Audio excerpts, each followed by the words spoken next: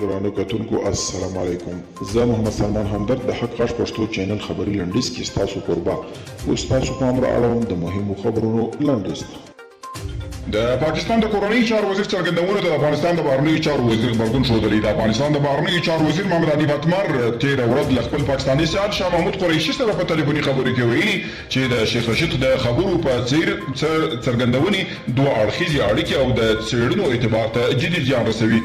افغان حکومت د امریکا متحدینو له ګډې اعلامیې هرکلی کړې. د ملي مصالحې عالي شورا رئیس ډاکټر عبدالله په یو ټویټ پیغام کې ویلي د امریکا او ګڼو نورو هیوادونو سفارتونو له هغه ګډې اعلامیې هرکلی کوي چې په افغانستان کې یې د جګړو او روان تاوتریخوالي د درېدو غوښتنه کړې ده. سرور دانش ویلي چې طالبان لا هم جدي مذاکرات ته چمتو نه دي. نوموړي په دغه کې د افغان دولت او طالب پلاوي ترمنځ ترسره شوې وروستۍ ناستې ته په اشارې ویلي چې یادې ناستې هیڅ مثبتې پایلې نه لرلې او یوازې په یوې اعلامیې پای ته رسېدلې ده. او د پښتون ژغورنې غورځنګ مشر منظور پښتون ویلي چې د روانې جولای میاشتې په 28مه نیټه به وزیرستان د افغان سولې په اړه د یوې پراخې غونډې شاهد وي.